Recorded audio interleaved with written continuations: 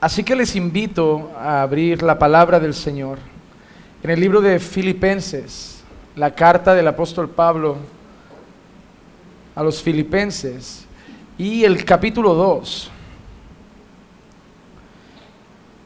El devocional que traigo en esta tarde le he puesto por título Colaboradores del Ministerio. Colaboradores del Ministerio. Y vamos a hacer una lectura desde el versículo 17 hasta el 30. Haremos una lectura rápida y luego quiero comentar algunas cosas en relación a ese tema, colaboradores en el ministerio. Dice así la palabra del Señor, Filipenses capítulo 2, versículo 17 al 30. Pero aunque yo sea derramado como libación sobre el sacrificio y servicio de vuestra fe, me regocijo y comparto mi gozo con todos vosotros. Y también vosotros, os ruego, regocijaos de la misma manera y compartid vuestro gozo conmigo. Mas espero en el Señor Jesús enviaros pronto a Timoteo, a fin de que yo también sea alentado al saber de vuestra condición. Pues a nadie más tengo del mismo sentir mío y que esté sinceramente interesado en vuestro bienestar. Porque todos buscan sus propios intereses, no los de Cristo Jesús. Pero vosotros conocéis sus probados méritos, que sirvió conmigo en la propagación del Evangelio como un hijo sirve a su padre. Por tanto, a este espero enviarlo inmediatamente tan pronto vea cómo van las cosas conmigo. Y confío en el Señor que también yo mismo iré pronto. Pero creí necesario enviaros a Epafrodito, mi hermano, colaborador y compañero de milicia, quien también es vuestro mensajero y servidor para mis necesidades, porque él os añoraba a todos vosotros y estaba angustiado porque habíais oído que se había enfermado. Pues en verdad estuvo enfermo, a punto de morir, pero Dios tuvo misericordia de él, y no solo de él, sino también de mí, para que yo no tuviera tristeza sobre tristeza. Así que lo he enviado con mayor solicitud para que al verlo de nuevo os regocijéis y yo esté más tranquilo en cuanto a vosotros. Recibidlo pues en el Señor con todo gozo y tened en alta estima a los que son como Él, porque estuvo al borde de la muerte por la obra de Cristo, arriesgando su vida para completar lo que faltaba en vuestro servicio hacia mí. En las cartas del apóstol Pablo muchas veces menciona nombres. Pablo no es un líder que se adjudica el mérito de todas las cosas. Cuando Pablo escribe sus cartas, al primero que le da la gloria de todo siempre es al Señor. Cuando la gente lo admira, siempre deja claro algo: soy lo que soy por la gracia de Dios. Cada vez que Pablo dice que algo bueno pasa, que algo bueno sucede, que algo bueno hace, todo el mérito lo apunta siempre a Cristo. Pero él podría apuntar a Dios y luego a sí mismo, a su esfuerzo, a su trabajo, a su dedicación, a sus labores, a su empeño y a tantas otras cosas. Pero Pablo, si hay algo que me refleja, si hay algo que me muestra en su ministerio, es un líder humilde, una persona que está al frente de la obra, que el Señor lo ha usado para redactar prácticamente todo el Nuevo Testamento. Está en manos del apóstol Pablo, un hombre al que llamaban el apóstol de los gentiles, que por donde iba las conversiones se daban en masa, plantador de iglesias, levantador de obreros, capacitador de ancianos, un misionero nato, el corazón de un pastor, pero siempre apuntaba a Cristo cuando daba el mérito. Y además de eso, en sus cartas reconocía a otras personas. Es algo hermoso, porque Pablo tenía algo claro. En primer lugar, todo lo que hemos visto y he hecho se lo debo a Dios, pero también a los que han trabajado a mi lado. La obra de Dios no se hace solo. Ninguna iglesia la sostiene un hombre. Ningún ministerio está en las espaldas de un hombre. A veces cometemos los errores de decir: yo voy a la iglesia del pastor Juan Manuel, o yo voy a la iglesia del pastor David Barceló, o yo voy a la iglesia del pastor Sugel Michelén. No. Ninguno tiene iglesia. Ninguno es dueño de una iglesia.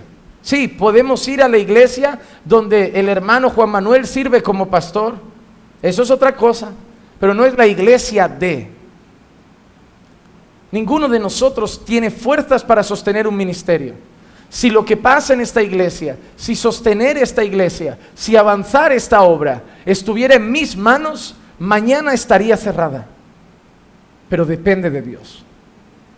Depende de Dios. Y Pablo lo sabía. Cada vez que hablaba de la salvación, cada vez que hablaba de la santificación, Pablo dejaba cosas claras como, pero es Dios el que pone el querer y el hacer. Siempre apuntando el mérito al Señor, pero luego a sus compañeros de batalla. Pablo es consciente de que en todos los caminos, en Éfeso, en Galacia, en Tesalónica, en Filipos, en Roma, Pablo nunca estuvo solo. Tuvo compañeros de ministerio, tuvo lo que hemos llamado y he querido llamar colaboradores de ministerio. Pero hay una cosa curiosa, yo estoy convencido de que alrededor de Pablo había muchísima gente. No me imagino alrededor de Pablo grupos de 5 o 10. Así como multitudes seguían a Jesús, yo me imagino a mucha gente escuchando a Pablo, mucha gente yendo donde Pablo predicaba. Y seguramente mucha gente servía en las iglesias, estaba en las iglesias. Y Pablo menciona varios nombres. Yo no sé si algunos de ustedes recuerdan cuando hicimos la serie de Romanos. Bien al final de la serie, el último capítulo es una carta llena de nombres. Personas, matrimonios, hombres, mujeres, la diaconisa Febe. Vemos varios nombres, Pablo dando gracias. Pero en Filipenses pasa algo curioso. Pablo no solo saluda y hace una lista de nombres, habla de 2 personas y además dice unas características de esas personas. Y hay algo que yo he aprendido con los años. Hay mucha gente que va a estar en la obra, hay mucha gente que va a participar de la obra, pero hay pocos. ¿No ves? Pablo dedica unas palabras a unos pocos. Pocos que tienen unas cualidades especiales, unas características especiales, y Pablo las destaca. Y Pablo los pone en la lista de todos los siervos como siervos distintos, como siervos a los que Pablo ha querido dedicar unas palabras. ¿O ustedes creen que cuando Pablo menciona gente no habían otras personas? Cuando leemos Romanos el final y empieza a hablar de Aquila, empieza a hablar de Febe, empieza a hablar de otros nombres, ¿creen que no había más gente en Roma? Claro que había más. Seguramente algunos de Roma cuando leen esa carta de Pablo pensaron, ¿y por qué de nosotros no dice nada? ¿Y por qué a mí no me menciona en la lista? Este Pablo tiene favoritos. Porque hay una realidad. Todos estamos juntos, pero no todos nos entregamos igual. Hermano, yo debo ser honesto. Caminamos todos como iglesia, pero hay gente que viene, está y se va. Y hay gente que está presente, sirve, se remanga, participa, visita, trabaja, se esfuerza, se entrega. Hay gente que viene y hay gente que sirve. Y eso es una realidad, y en los tiempos de Pablo era igual. Pablo dice, no, son mis hermanos, los quiero, somos una familia, pero hay un grupo que se ha entregado al servicio. Y aquí concretamente menciona a 2 personas, a Timoteo y a Epafrodito. Y eso que dice Pablo de ellos, yo espero que el Señor lo ponga en algunos corazones. Porque estos colaboradores de ministerio que Pablo menciona son hombres que hacen el ministerio más fácil. Porque, hermanos, el ministerio es una carga demasiado pesada para los hombros de una persona. Yo tenía la mala costumbre, cuando yo era miembro de iglesia, de mirar a mi pastor, sus errores, sus quejas incluso a veces, y pensar, oye, que tu trabajo tampoco es para tanto. Desde abajo como que se veía fácil. Y siempre había gente que se me acercaba y me decía, un día, si te pusieras en los zapatos, esa es la frase que me decía, si te pusieras en los zapatos del pastor por un día, ya no hablarías tanto. Y yo, siempre se dice eso, pero yo tampoco lo veo tanto. Además era una iglesia más pequeña que la nuestra. Cuando el Señor me trae aquí, lo primero que hago es acordarme de mi pastor y pedir perdón al Señor de las veces que yo pensaba que estar ahí era sencillo. El ministerio pastoral es muy duro, es extremadamente duro. Está lleno de vaivenes de emociones, está lleno de luchas, de dificultades, de traiciones, de entrega, de sacrificios. Yo estoy estudiando en el seminario ahora la asignatura de ministerio pastoral, el profesor es Miguel Núñez, Y una de las cosas que él explica es la siguiente: los pastores son unas personas llamadas por Dios para una tarea especial, que tienen que sacrificar cosas que no son pecado, que otros no sacrificarán, porque su vida estará entregada totalmente a la causa de Cristo. Por eso verás a gente que sale mucho, se divierte, y el pastor como que nunca tiene tiempo. Y no es que sea malo, es que a él el Señor le ha exigido una entrega mayor. Hay cosas que yo no podré hacer, hay tiempo que yo no tengo. Y como digo cualquier pastor. Pero el Señor es tan bueno que, como sabe que las cosas son tan duras, Él empieza a mandar ayuda. Pablo para mí era excelente como predicador, como pastor, como testimonio, un hombre que es capaz de decir: imitadme a mí porque yo imito a Cristo. Pero siendo ese hombre, aún así Dios sabe que necesita ayuda y le manda a hombres. En algunas ocasiones esa ayuda no era muy fina, porque hay una carta donde Pablo dice que se ha quedado prácticamente solo. Dice: este me ha dejado, se ha ido al mundo, este se ha ido a Dalmacia, este se ha ido para allá, al final me he quedado con Luke, me he quedado solo. Pero había gente leal y había gente fiel. Y lo que quiero es que veamos cómo son esas personas que Dios manda para ayudar en el ministerio. Versículo 19. Mas espero en el Señor Jesús enviaros pronto a Timoteo. Antes de hablar de Epafrodito, ¿de quién va a hablar? De Timoteo. Y mirad lo que dice: a fin de que yo también sea alentado al saber de vuestra condición. Él está enviando a Timoteo por un motivo. Yo quiero saber de vosotros, quiero saber cómo estáis, y estoy enviando a Timoteo para que esté con vosotros, para ver cómo está la iglesia y que me traiga noticias. Y mira que empieza a decir, versículo 20: pues a nadie más. ¿A cuánta gente? A nadie más. ¿Cuántas personas crees que conocía Pablo?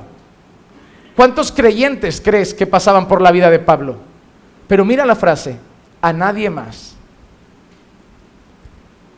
Una vez un pastor me dijo: si algún día el Señor te llama al ministerio, aprenderás algo. El ministerio es el lugar más solitario de la iglesia. Más solitario. Y es verdad. Es verdad. Pablo no tenía mucha gente con esas características. Habían buenos creyentes, hermanos en la fe, a los que Pablo amaba, pero de lo que buscaba como un colaborador, a nadie más como a Timoteo. Y mira qué dice: no tengo a nadie más del mismo sentir mío. ¿Qué es lo primero que tiene Timoteo? ¿Qué ha dicho Pablo? El mismo sentir mío. Porque Dios no te va a mandar una persona que él quiere ir para la derecha cuando Dios a ti te ha mandado para la izquierda. Dios no te manda a colaborar en el ministerio a alguien que tú estás haciendo lo que Dios te ha mandado y de golpe llega y te dice: ¿y si hacemos eso? ¿Y si hacemos eso? ¿Y si hacemos eso? Y digo: ya, pero es que a mí Dios me ha mandado eso. Es imposible que me mande una ayuda que quiere ir para allá cuando a mí desde hace años me ha dicho que hay que ir para allá. Seguramente mucha gente llegaba a Pablo y le hacía sugerencias. Pablo, ¿y si hacemos esto? ¿Y si hacemos esto? ¿Y si hacemos aquello? Pero Pablo tenía un llamado de Dios. Y Timoteo era de su mismo sentir. Quería hacer lo mismo que Pablo hacía. Quería cumplir la misma obra que Pablo cumplía. Quería obedecer a Dios como Pablo le obedecía. Y mira qué más dice. Primero, que tiene su mismo sentir. Y en segundo lugar, mira lo que dice: y que esté sinceramente interesado en vuestro bienestar. El ayudante que Dios manda a Pablo, Timoteo, tiene dos características. Tiene su mismo sentir para las cosas de Dios y tiene un sincero interés en el bienestar de los hermanos. Pero eso no es común. No todos tenemos eso. No todos los hermanos tenemos un sincero interés en el bienestar de los hermanos. No todos los obreros tienen un sincero interés en el bienestar de los hermanos. No. Y Pablo dice por qué no en el versículo siguiente. Versículo 21. Porque todos buscan sus propios intereses y no los de Cristo Jesús. Hay un pasaje en la Escritura, no sé si lo recuerdan, que Pablo dice, porque unos predican por vanagloria, por envidia, para causarme males. Como que Pablo dice que hay gente sirviendo al Señor con motivaciones completamente incorrectas. Te voy a decir una cosa, hay gente que puede servir al Señor por fama, por el deseo de llegar a ser un líder y tener la admiración de unas personas, por mandar, por creer que va a tener una autoridad sobre gente. Hay muchas motivaciones para querer aspirar a un cargo.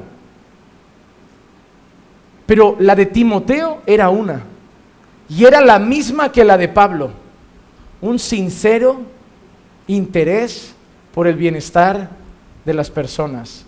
Si algo demostraba el ministerio de Pablo, es que el amor por Dios lo movía, pero había otro amor que lo motivaba a seguir trabajando.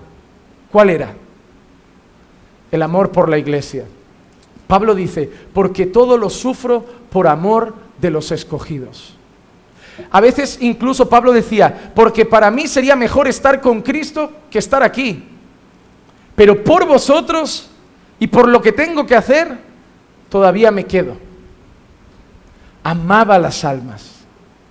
Amaba las almas. La primera característica de un siervo del Señor es el amor por las almas. Y todos los colaboradores que el Señor le mande tienen que tener esa misma característica, amor por las almas. A veces viene gente que te dice, pastor, yo quiero servir, yo quiero ayudar en el ministerio. ¿Por qué? Esa es la gran pregunta que todo pastor debe hacer siempre. No cuáles son tus talentos, no qué me vas a aportar. ¿Por qué quieres servir? Y mucha gente te va a decir, no, porque quiero servir pero las almas no aparecen. Porque quiero aprender, porque quiero crecer, porque quiero madurar, porque quiero servir al Señor, dar mi vida al Señor, dar esto. Y digo, ¿y las almas? ¿A quién vas a servir? Al Señor. ¿Cómo vas a servir al Señor? Sirviendo a su pueblo. Lo que motiva a un siervo de Dios es el servicio a sus hermanos. Cuando alguien aspire a ser diácono, aspire a ser un pastor, aspire a ser lo que sea, hermano, la motivación principal debe ser una: lavar los pies de sus hermanos. Porque si entras aquí por fama, cuando te dejen de aplaudir lo vas a dejar. Si entras aquí por tener una iglesia grande, cuando te esfuerces 5 años y no crezca, lo dejas. Si entras aquí por dinero, cuando trabajes 5 años y la iglesia no te dé un buen salario, lo dejas. Pero si entras aquí para servir a las personas, siempre vas a estar. ¿Saben por qué mucha gente deja el ministerio? No es porque es difícil, es porque la motivación no era la correcta. Porque el ministerio es difícil para los que lo dejan y para los que siguen. Solo que los que lo dejan es difícil y no ven lo que ellos querían ver. Hay gente que empieza una obra porque sueña un día una nave con 2000 personas, viajar por el mundo, ser predicador famoso, predicar en países, andar de hotel, en restaurantes, y de golpe llevas 10 años predicando, tienes 40, se ha dividido la iglesia, lo dejo esto, y te quejas de la gente. No. Si Dios te ha llamado al ministerio, aunque haya una oveja ahí sentada, vas a seguir. Porque tú lo haces solo buscando una recompensa, que cuando llegues ante Él te diga, buen siervo y fiel, en lo poco has sido fiel, en lo mucho te pondré, entra en el gozo de tu Señor.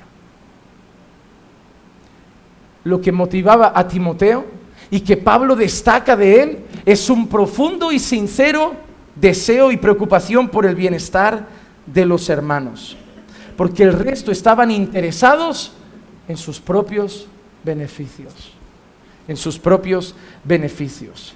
Mira qué más dice de él, versículo 22, pero vosotros conocéis sus probados méritos. Wow, ¿saben lo que está diciendo Pablo? Yo no estoy mandando a Timoteo, a un desconocido del que no sabéis nada. Dice, yo os estoy diciendo esto de Timoteo, pero es que además vosotros conocéis sus probados méritos. Le está diciendo Pablo a la iglesia, vosotros ya conocéis a Timoteo. Todo lo que digo de él ya lo sabéis. Sabéis que es un buen siervo, sabéis que os ama, sabéis que ama al Señor, sabéis que está entregado a la obra. Hay gente que no se relaciona con la iglesia y quiere servir. A mí hay personas que vienen, pastor, prepáreme, quiero servir, y veo que vienen, congregan, se pegan a mí, pero no se relacionan con la iglesia, como si me fueran a servir a mí. Y le digo, ¿saben qué pasa, hermano? Es que si mañana llego aquí y digo, les presento al hermano, va a ser diácono, no puede ser que algunos digan, ¿y quién es? Ellos ya lo deben conocer, porque el día de mañana cuando lo presente la gente dirá, normal, se veía eso en él. Se veía en su manera de ser, se veía en cómo ama la iglesia, se veía en cómo se relaciona. Hermano, nunca llegarás a servir en una iglesia si primero no eres parte de la iglesia. Y parte de la iglesia es todos. No es que yo tengo un grupo que me ve como un buen diácono, sí, porque son los 10 con los que siempre estás. Pero tú no vas a ser diácono de 10, vas a ser diácono de toda la congregación. Y todos tienen que ver tus probados méritos, porque un siervo del Señor tiene que ser probado. Oye, hay gente que cree que te demuestra 4 cosas y rápido toma un cargo. No, practica un año, te vamos a ver y dentro de un año veremos si estás aprobado. Si hasta las empresas mundanas tienen periodo de prueba, ¿cómo no lo va a tener la iglesia? Yo al menos cuando entré a mi trabajo, la empresa me dijo, 1 mes de periodo de prueba. Me parecía excesivo. Digo, yo pensaba, voy a trabajar 1 mes y me van a mandar a la calle. Esta gente quiere un trabajador gratis 1 mes. Y recuerdo que al día 28 vas temblando ya como, ¿qué pasará? ¿Qué pasará? Pero yo lo entiendo, porque una entrevista no te muestra cómo es un trabajador. Puede caerte bien, tener conocimiento y luego trabajar ser un peligro, un chismoso, un quejica, un tardón, impuntual. Necesitas 1 mes. ¿Cuánto más deberíamos ser prudentes en la casa del Señor? Porque 1 mes alguien te actúa. 1 mes alguien no falta un culto, es estable. ¿Saben cuándo me es difícil a mí encontrar siervos para la obra del Señor? Cuando haces un periodo de prueba grande. Porque hoy en día es difícil encontrar a alguien que aguante 1 año arriba.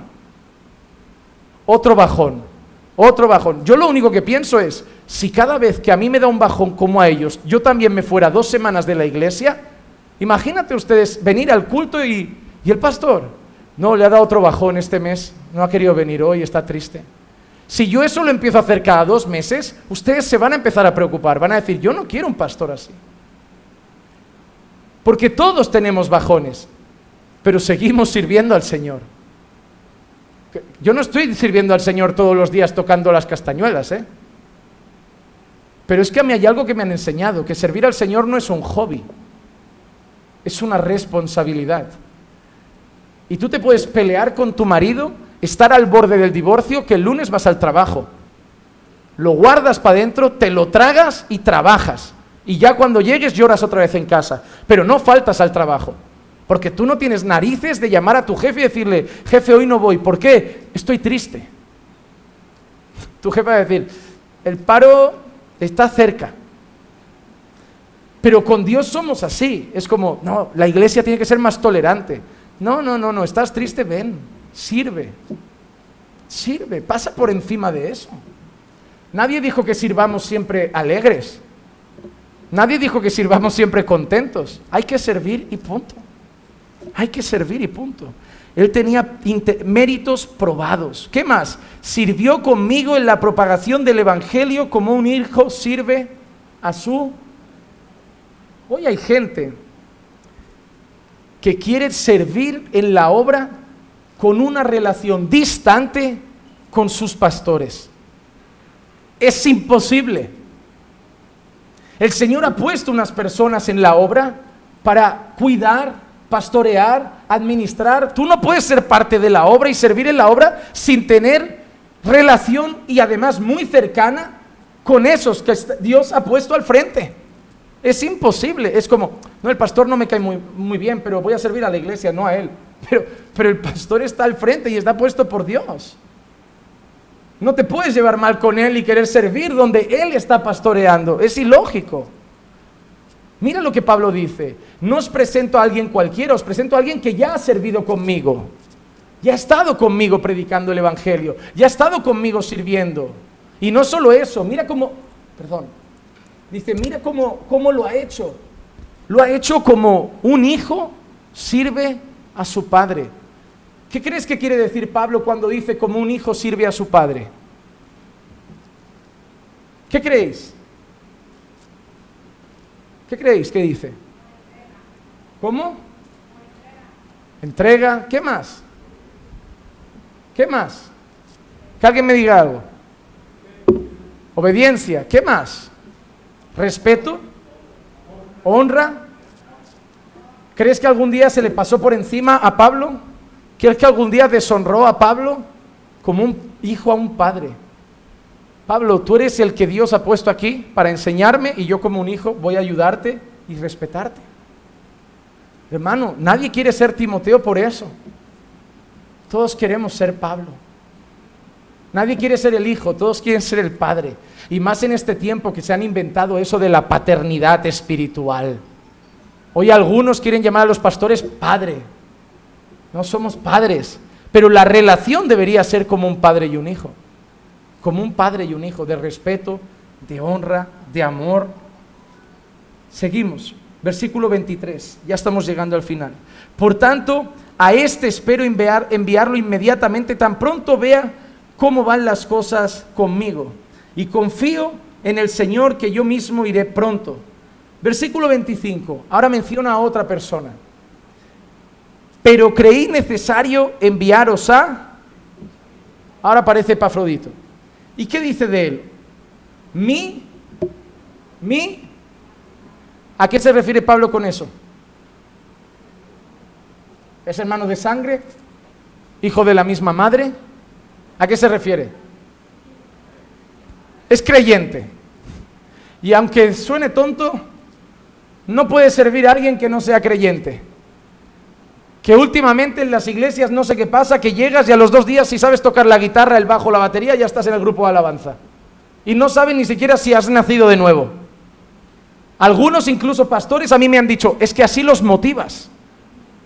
Digo, sí, trae a Justin Bieber y a ver si así se convierte.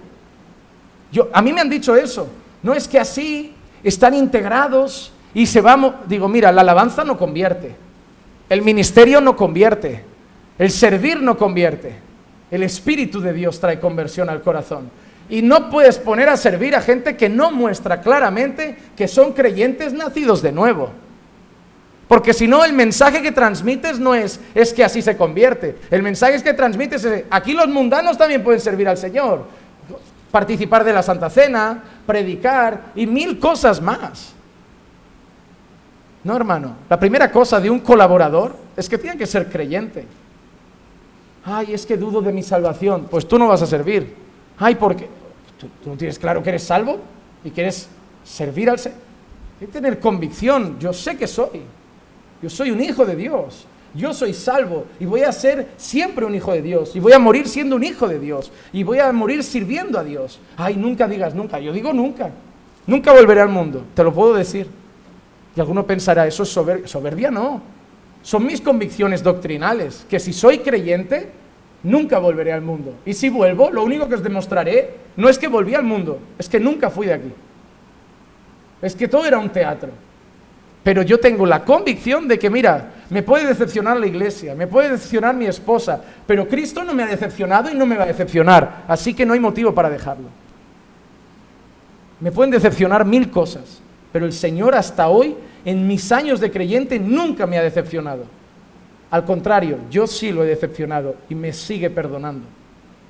Así que no encuentro motivos para no servirlo, pero sigo encontrando miles para darle cada día más y más mi vida. Entonces, yo no entiendo la gente que se va, por eso creo que los que se van es que nunca fueron. Es imposible haber conocido los deleites de Cristo y volver a la basura del mundo. Eso es que no has probado a Dios. Es que solo has visto, te has relacionado con el pueblo de Dios, pero tú no has degustado la gracia de Dios. Porque cuando el mundo te presenta sus artimañas y ya has probado los tesoros de Dios, lo del mundo ya no es ni seductor, ya no llama la atención. ¿Qué más dice? Hermano, colaborador, compañero de milicia, que también es vuestro mensajero y servidor ¿Para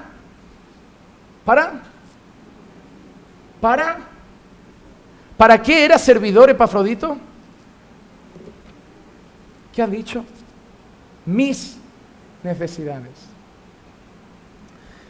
Colaborador, mensajero, servidor. ¿Qué te muestra? Es un creyente entregado a la obra, que se ha remangado las manos, que sirve, que se entrega. Pero lo que dice al final Pablo a mí me impresiona. Servidor para mis necesidades. No dice para las de la iglesia. Para mis necesidades. De Timoteo ha dicho que sirve conmigo como un hijo, Te digo que era esto. Era el Robin de Batman.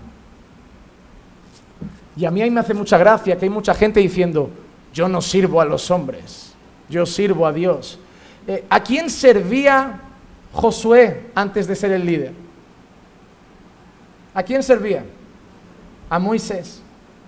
¿A quién servía Eliseo antes de ser un gran profeta? A Elías. Si yo te digo Silas, ¿qué nombre te viene a la cabeza? Toda la vida en la Biblia Dios ha puesto al lado de hombres gente que los ayuden a ellos a hacer lo que Dios les ha mandado. Eso no es antibíblico. El problema es que como hoy hay hombres que abusan de su autoridad, hemos provocado que nadie quiera ponerse al servicio de nadie. Pero que muchos hagan lo malo no significa que eso no sea bíblico. Te aseguro yo que si Pablo estuviera aquí con ese carácter humilde, ejemplo del carácter de Cristo, nos rifaríamos el ponernos a su lado y decir, Pablo, para lo que necesites estoy aquí. Porque cuando hay un hombre de Dios, no te importa estar a su lado y decir, ¿en qué te puedo servir? Porque no te trata como un mayordomo. Mira que ha dicho Pablo, para mí Timoteo es como un hijo. No ha dicho mi mayordomo, no ha dicho mi criado, ha dicho mi hijo. Hermanos, el otro día hablaba con los hombres y lo repito. Hay gente que Dios no ha escogido para ser pastores, pero serán gran ayuda para estar al lado de un pastor y decirle, pastor, ¿en qué le puedo ayudar? No para que los manipulen, no para que los usen para sus propios beneficios, sino para la gloria de Dios. Y te digo que esas personas se sentirán hasta privilegiadas de poder ayudarles. Porque cuando el pastor viaje le dirá, hermano, ven conmigo. Cuando el pastor salga, hermano, ven conmigo. Tengo una visita a un hospital, hermano, ven conmigo. Y ese hermano va a vivir el ministerio como nadie lo va a vivir. Porque un pastor no debería hacer ni una visita a un hospital solo. Y hay cosas que a veces la esposa no va o lo que sea, y es bueno tener colaboradores de ministerio. Dios los manda y Pablo los menciona. Terminamos con el texto. Versículo 26. Porque él os añoraba a todos vosotros y estaba angustiado porque habíais oído que se había enfermado. Él los añoraba. Una persona que ama también al pueblo, ama las almas. Hay gente que se va de vacaciones y no se acuerda de vosotros ni un instante. Y hay gente que en la cuarentena os ha echado de menos, que hasta ha llorado por no veros. ¿Sabíais eso? Es verdad. Hay gente en la iglesia que la cuarentena han sido vacaciones. Y hay gente de la iglesia que la cuarentena ha sido casi un castigo. Hermano, vamos a ser sinceros. Hay gente que no venir a la iglesia no la extraña. Es, bueno, si hoy voy bien, si no voy, bien. Pero hay gente que para ellos, vosotros, sois su familia. Y no veros les resulta duro. Yo hablaba el otro día con un hermano. No voy a decir odiar porque no me gusta la palabra, pero no soporto los dos cultos. Porque cuando estoy en el grupo 1, echo de menos a los del grupo 2. Y cuando estoy en el grupo 2, me faltan las caras del grupo 1. Porque para mí la iglesia no es el grupo 1 o el grupo 2. Para mí la iglesia somos todos juntos. Y hay gente que le dará igual si ahora se pasa 6 meses sin ver a otro hermano. Pero yo no puedo. Y es ese motivo por el cual hablé con Marcos y les dije, vamos a turnarnos. Yo no voy a estar 6 meses, 7 viendo las mismas caras. No que no quiera, pero las otras las voy a extrañar demasiado. Así que nos vamos a turnar. Y cada semana uno. Porque así una semana saludo a uno, otra a otro. Y eso sí, y lo reconozco, no dejo de pedir a Dios que esto acabe pronto. Prefiero 200 aquí juntos, sudando del calor que hace, pero juntos, que estar separados. A mí me da igual el sudor, hermano, si os veo. Luego me ducho. Y ya. Me da igual. Mira, abanicos, lo que haga falta, un ventilador, 4, 6, 8, 10. Pero quien ama a la obra, quien ama a la iglesia, la extraña como Epafrodito. Dice, os añoraba. Y él estaba preocupado porque habíais escuchado que estuvo enfermo a punto de morir, pero Dios tuvo misericordia de él, y no solo de él, sino también de mí, porque yo no tuviera tristeza sobre. Epafrodito estuvo a punto de... Y Dios dice que Dios tuvo misericordia de Epafrodito, ¿y de quién? Y de Pablo. Imagínate, Pablo dice, no tengo muchos colaboradores buenos, y el que tengo, uno de los pocos, está a punto de morir. Dice, si eso hubiera pasado, a mí me pone Dios tristeza sobre. Esa es una expresión que dice, yo me deprimo. ¿Qué crees? ¿Que lo veía como un mayordomo, un criado? Si fuera así, Pablo hubiera dicho, muere Epafrodito y pongo otro. Pero la relación era bonita. Amistad, unión, familia, padre e hijo prácticamente. Y para él perder a Epafrodito era duro. 28. Así que lo he enviado con mayor solicitud, para que al verlo de nuevo os regocijéis y yo esté más tranquilo en cuanto a vosotros. Recibid pues en el Señor con todo gozo y tened en alta estima a los que son como Él, porque estuvo al borde de la muerte por la obra de Cristo, arriesgando su vida para completar lo que faltaba en vuestro servicio hacia mí.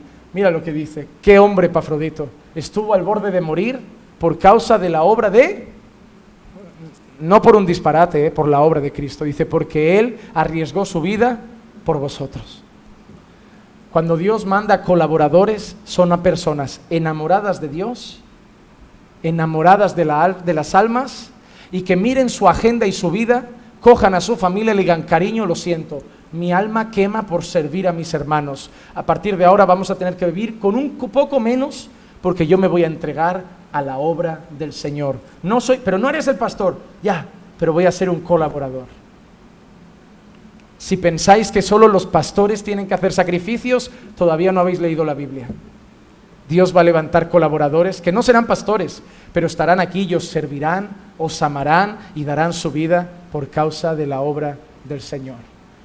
Hoy, de todo lo que vamos a orar, que una de las cosas que pidamos es, Señor, la mies es mucha, los obreros son pocos, pero Señor, hoy rogamos al dueño de la mies que mande obreros, porque al final no los levanta el hombre, los levanta el Señor.